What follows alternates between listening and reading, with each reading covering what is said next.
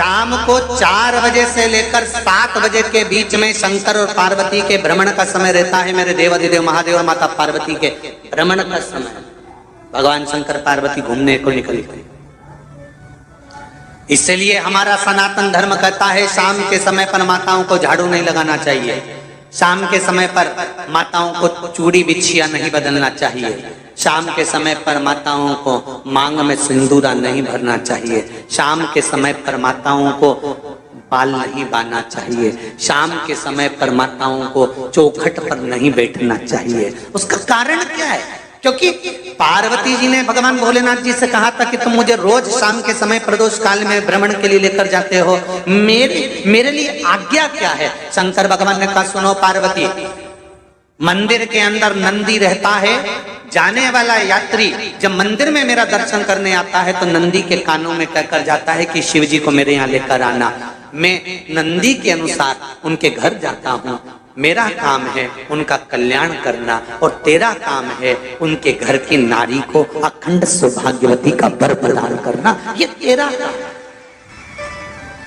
तब पार्वती माता ने कहा अखंड सौभाग्यवती होने का वर मैं तो दे दूंगी, पर उस समय पर माताएं चूड़ी बदल रही होगी, हाथ से चूड़ी निकाल रही होगी तो मैं वर कैसे दे सकती हूँ? मांग भर रही होगी तो मैं वर कैसे दे सकती हूँ? उस समय पर चूड़ी बिछिया बदला जा रहा होगा तो मैं वर कैसे दे सकती हूँ? उस समय पर झाड़ू लग रही होगी तो मैं लक्ष्मी को वहां कैसे भेज सकती हूँ? आप बताओ। तो शंकर भगवान ने कहा प्रदोष का समय एक ऐसा समय होता है, शाम का समय ऐसा होता है जिस समय पर केवल शंकर और पार्वती की आराधना का समय होता है।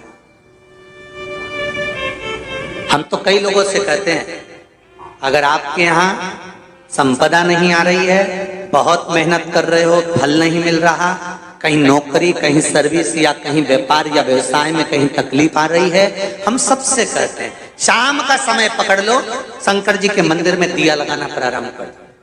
शिव मंदिर में अगर दिया नहीं लगा रहे हो तो बेलपत्री के पेड़ के नीचे दिया लगा। बेलपत्री और शंकर जी के मंदिर में दिया नहीं लगा रहा तो शंकर जी के मंदिर के बाहर चौखट पर दिया लगा। इतना भी नहीं कर सकते तो अपने घर के बाहर अपने द्वार पर दिया लगा दो और शंकर जी के नाम का श्री शिवाय नमस्तुभ्यम बोलकर शंकर भगवान को याद कर कर अपनी कामना कर कर बाबा का स्मरण कर कर पंचाक्षर मंत्र नमः शिवाय, षडाक्षर मंत्र ओम नमः शिवाय, द्वादशाक्षर मंत्र ओम नमो भगवते वासुदेवाय, जो मंत्र तुमको याद है उसका स्मरण कर कर लक्ष्मी हो चाहे नारायण हो चाहे राम हो चाहे कृष्ण हो स्मरण कर कर शाम के समय बाहर दिया लगा दो, दरवाजे के पास लगा दो। वो सुनेगा जरूर, आएगा तो उसका वेलकम जरूर होगा और वो कुछ देकर जरूर जाएगा। नियम तो बनाओ, उसकी चौखट पर जाकर कहना प्रारंभ।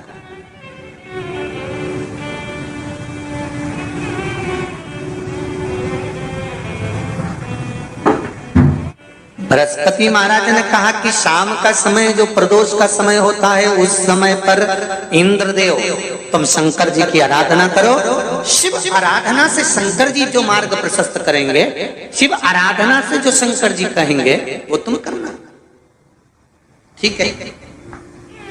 आराधना करी बाबा भोलेनाथ जी, मालूम नहीं था इंद्रदेव को।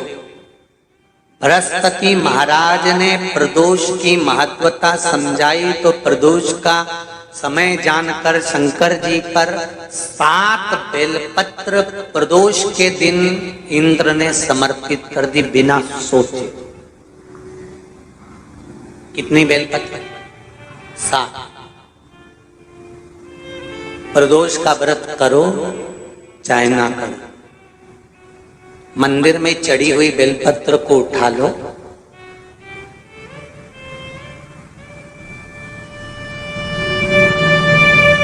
बेलपत्र का ब्रह्म कमल बना लो,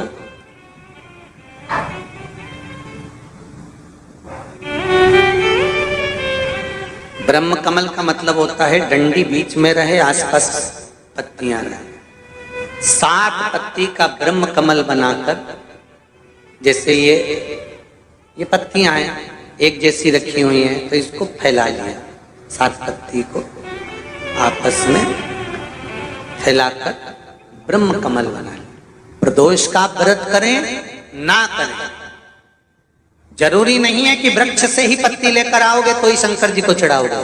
शिव जी पे से चढ़ी हुई उठाकर धोकर ब्रह्म कमल बनाकर बाबा से विनय कर कर, हे प्रभु आज मैं इस काम के लिए जा रहा हूं, बाबा मेरा यह कार्य है, बोलकर श्री शिवाय नमस्तुभ्यम बोलकर शिवलिंग पर समर्पित कर दो।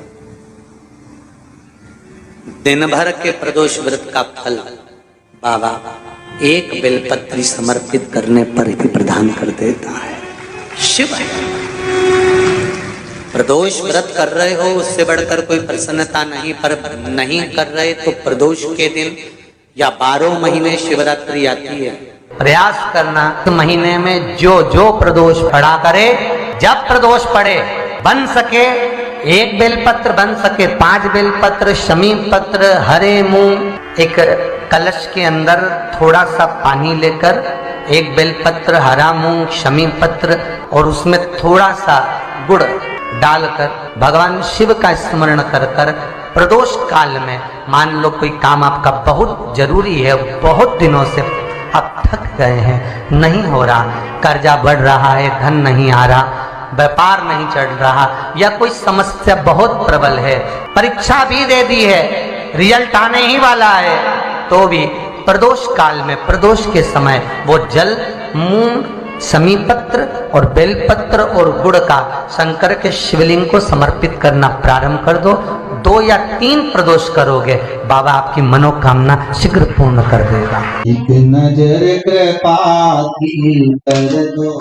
श्री शिवाय नमस्तुभ्यम, सब बोलिए एक बार जमकर, श्री शिवाय नमस्तुभ्यम।